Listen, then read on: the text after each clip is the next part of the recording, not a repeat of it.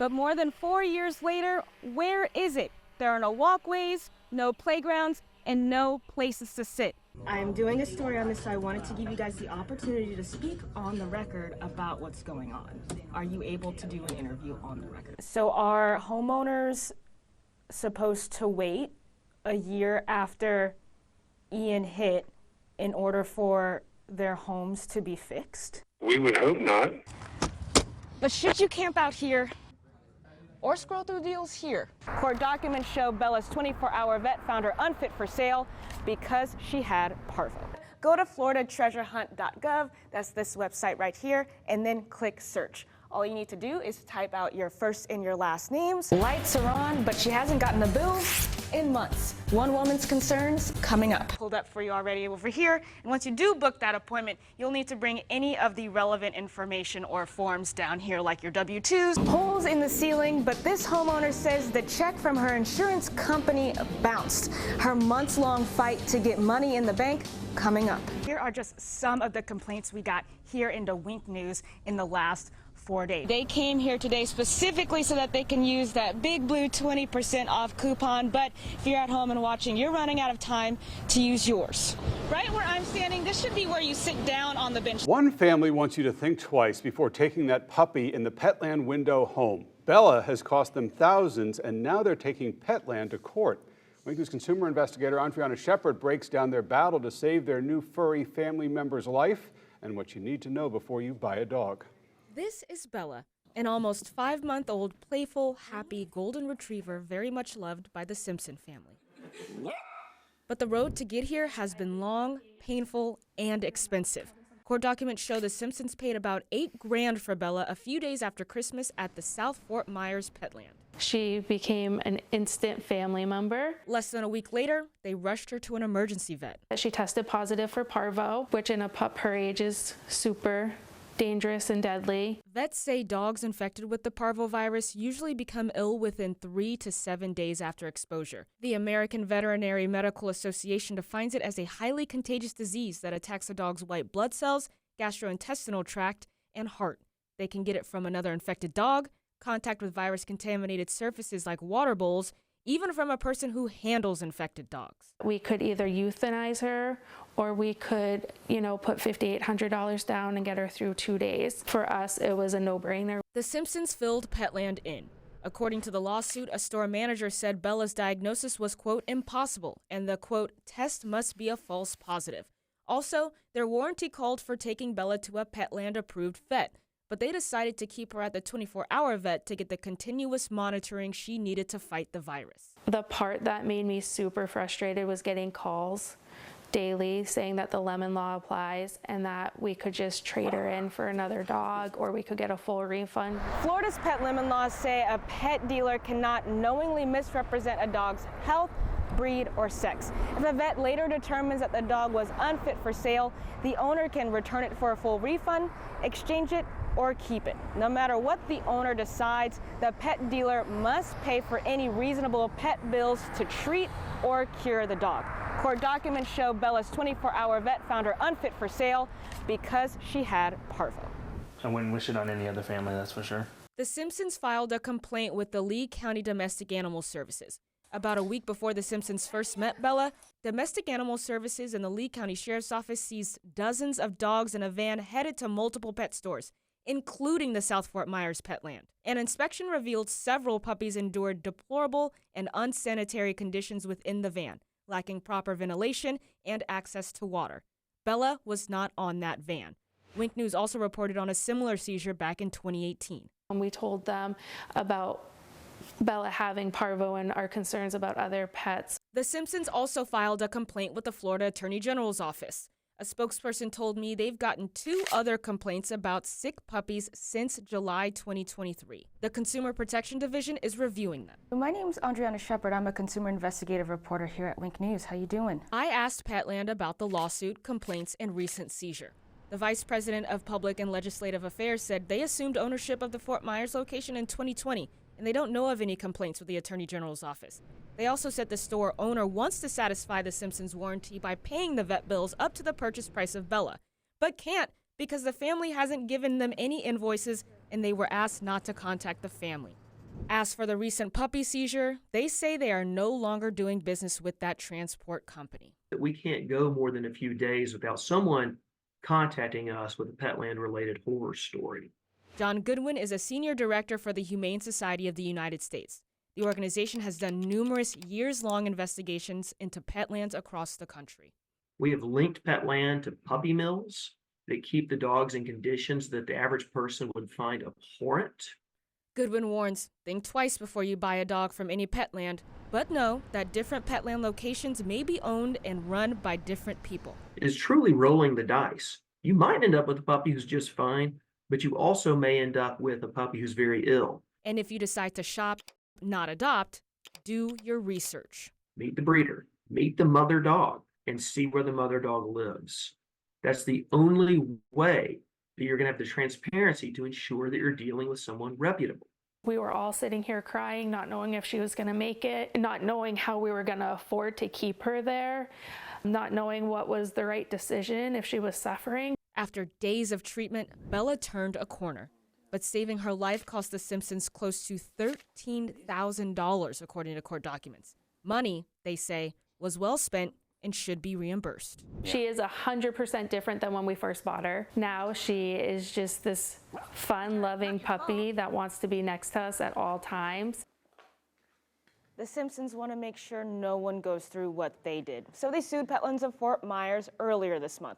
Petland has not yet responded to the suit. You can find the Florida pet lemon laws on the Wink News website, so you know what to look for before you buy that puppy in the window. Back to you.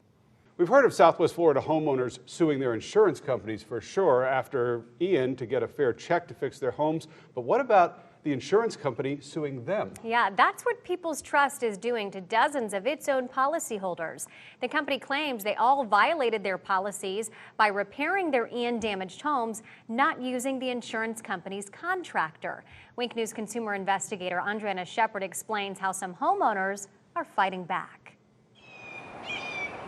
For more than a year, Mary Stewart and her family have been forced to live in their Ian-damaged Port Charlotte home. Our ceilings are coming down in almost every room of the house. Yeah, this is the first. Every day, she sifts through this stack of papers. It's a lawsuit with nearly 200 pages of exhibits filed against her by her insurance company, People's Trust. It's just more than what people should have to put up with when they're paying insurance to stop from having to do this stuff. She found People's Trust difficult to deal with from the moment she filed her insurance claim. Stewart says the People's Trust field adjuster who documented her home's damage listed a lot of things incorrectly. And I would call up and I said, hey, you've got some errors here. I'm a pretty honest person.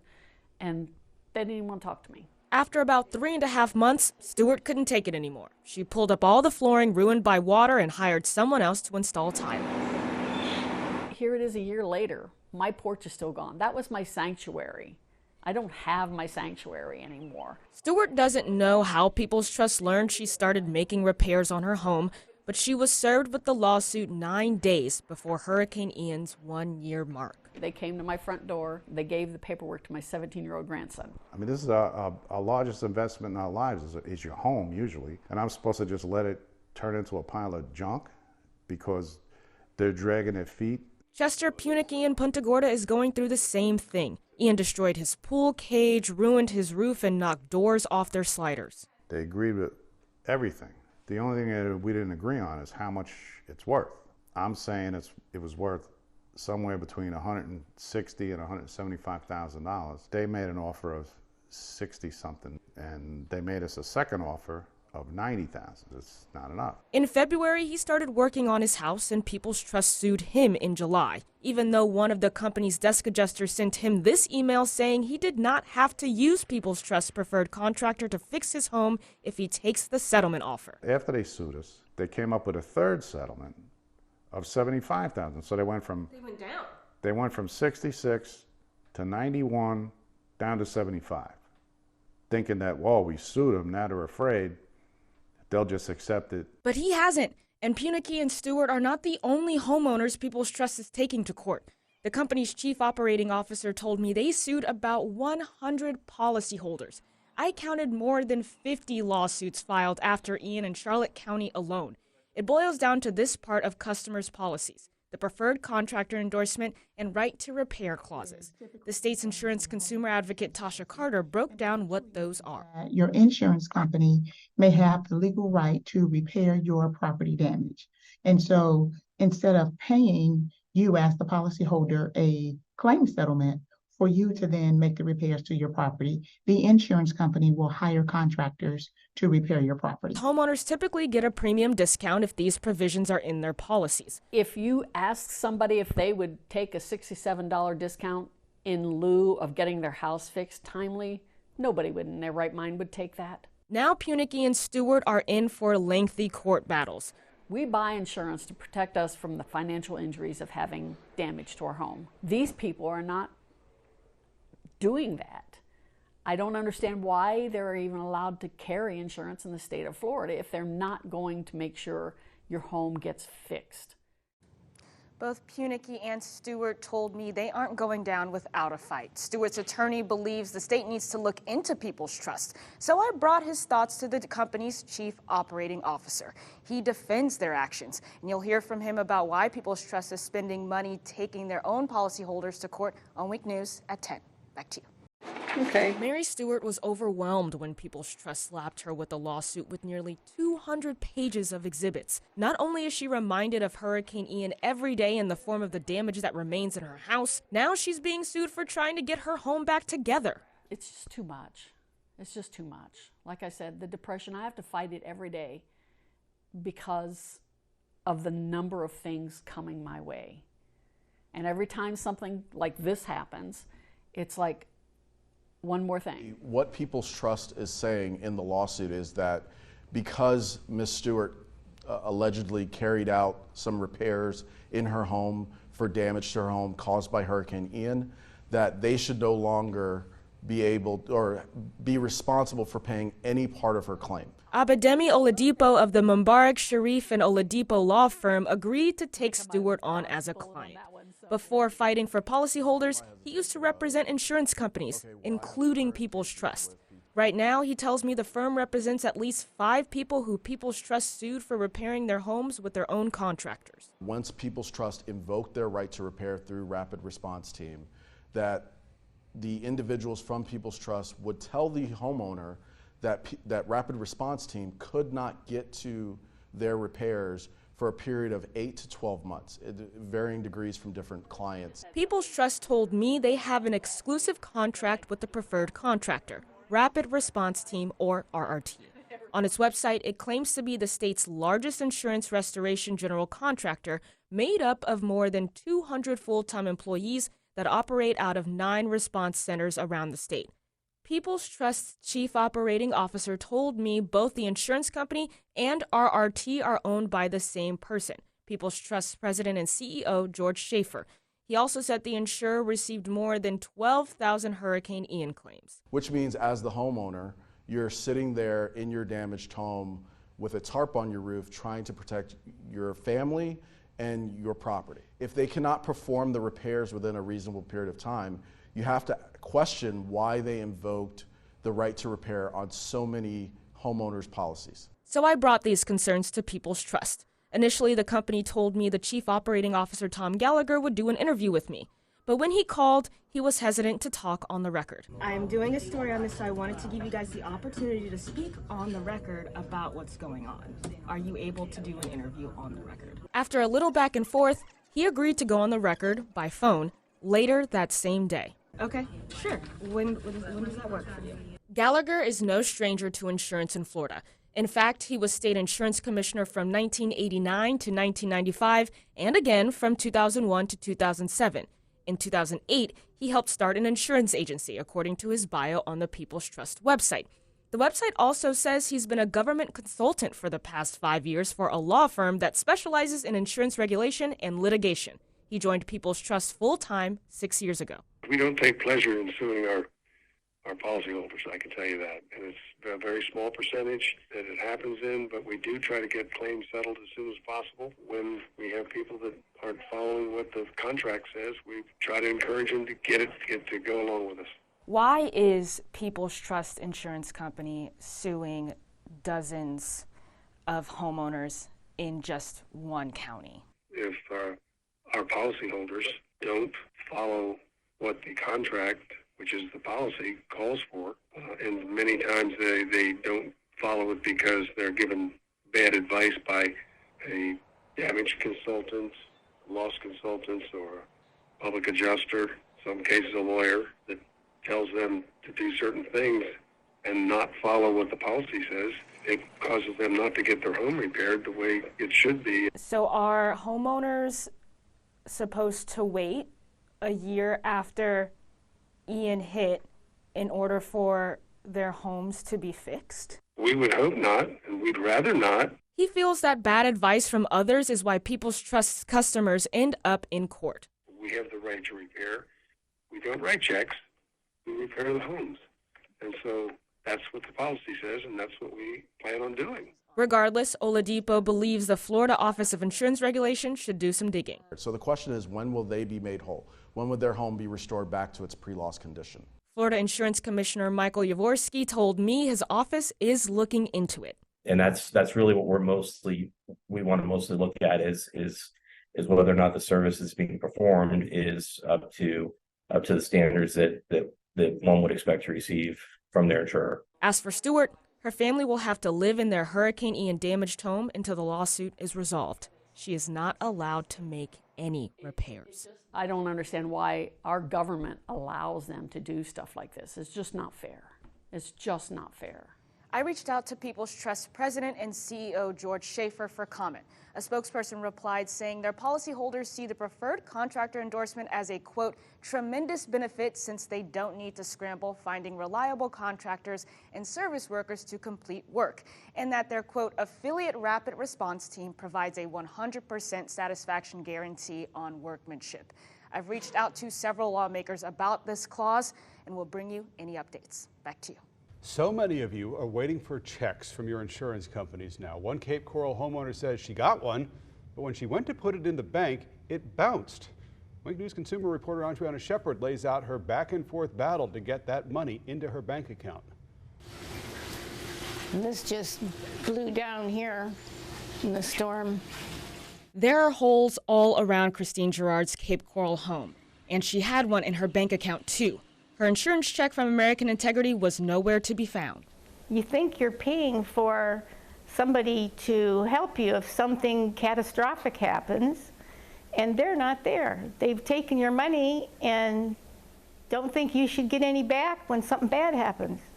And her roof still damaged. Her public adjuster, Karen Nelson, was an independent adjuster for insurance companies for 15 years. She tells me she often worked for American Integrity. Now she's on the other side, working as a public adjuster for homeowners. She showed me some of the pieces along Gerard's roof that need to be fixed before another storm comes. This here would have been missing shingles.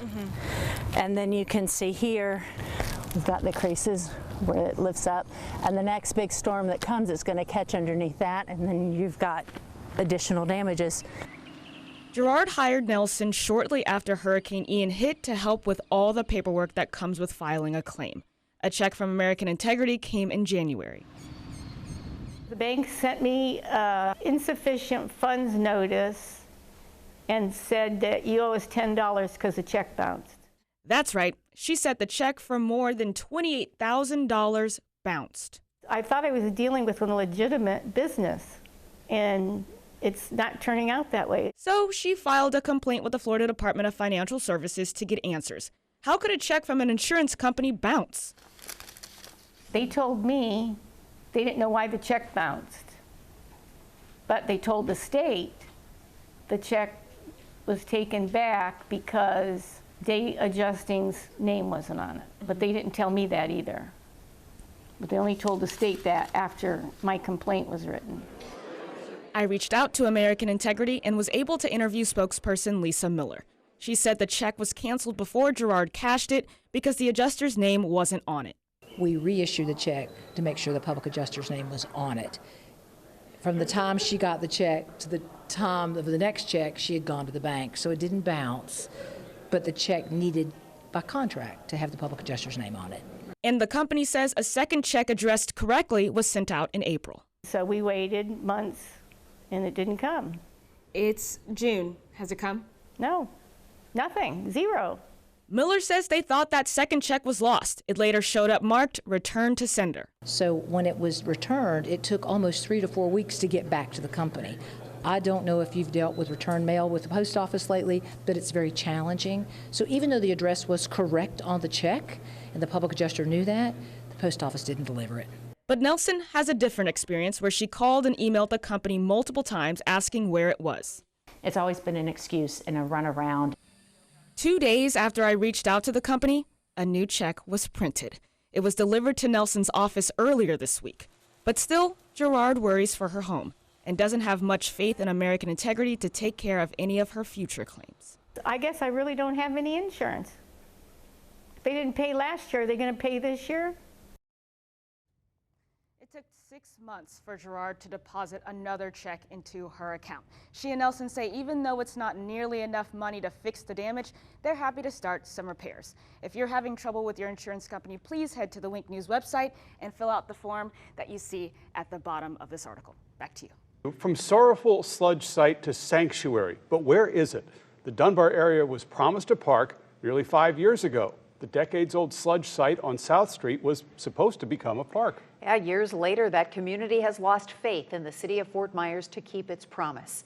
Wink News consumer investigator Andryanna Sheppard digs for answers on when they'll see that transformation. Water, tall grass, and weeds. That's all Jordan Brown's ever seen across the street from his home in Dunbar. We just playing now. That was when he was a child. Now, as an adult, he learned his playground was a lime sludge dump site. According to the city of Fort Myers' website dedicated to this issue, the city bought the lot in the 60s for that very purpose, something Fort Myers City Councilman Johnny Streeps, who represents the Dunbar area, says wasn't abnormal back then. They really didn't care what they put out there as long as it was out there, as opposed to Valmere, which is McGregor. To me, it was environmental racism. Fort Myers was not the only one. As the neighborhood grew, the dumping continued until the city built a new water plant in 1993. And the sludge, which samples showed over the years contained arsenic in excess of residential standards, stayed put. It's an issue Wink News has covered for years. They felt it was okay for them to dump this stuff in our neighborhood and not even give us signs or warnings or flyers to say, be careful, don't go in this area. To think now that we could have been exposed to something serious and deadly is just, traumatizing, really. The World Health Organization says long-term exposure to arsenic can cause cancer and skin lesions. It's also been linked to cardiovascular disease and diabetes. The community only learned of the neighborhood's arsenic-filled wasteland about 10 years later, when they also learned at least one well's arsenic levels was really high. The city agreed to clean it all up in 2018 and finished in early 2019. Shortly after, the community was promised the lot would come to life as City View Park. The renderings released back then show a playground, walkways, and spots to sit and relax. But more than 4 years later, where is it? There are no walkways, no playgrounds, and no places to sit. Instead, the people of this community have only been locked out. The only changes in their view have been the locks, the gates, and the man-made ponds. That ain't getting done. Centennial Park is redid. They redid that. In the more than 4 years since the community was promised a park, Centennial Park, less than 3 miles away in downtown, got a makeover, complete with a new playground, walkways, seating, and an amphitheater, making many of the people in this Dunbar neighborhood feel pushed aside once again. When they start, I put my trust in you. To them, nah, it's a waste of time and think about it. Mayor Kevin Anderson told me he understands why people in Dunbar would feel that way. Renovating a park versus constructing a park is very different. However, we're going to start seeing some activity with City View Park. The community is absolutely right. I stand with them. We have somewhat neglected the deprived and depressed areas. That's why this council and the mayor has created a master plan for parks all over the city of Fort Myers. So I asked the director of Parks and Rec for a copy of that master plan. Guess what? There isn't one. I was told there were no plans, designs, or renderings because they aren't in that phase yet. But the design firm is set to present their findings to City Council in April. Do you know how long it might take for that community to be able to walk past those gates? I really hate to try and pinpoint a date because that opening date is really going to be a moving target at this point. So people like Brown will keep staring at that now gated sludge site they used to play in as kids, the place they were promised would become a safe place for kids to play. Do you have faith that they will do something? Nah, it's over with. Nah, if it ain't God, I ain't doing nothing. The mayor told me the city of Fort Myers is below the standard for green spaces and parks for a city of its size. So a part of that master plan will be to ask residents to vote and pay to help cover the costs of more parks. In Fort Myers, Andryanna Sheppard, Wink News.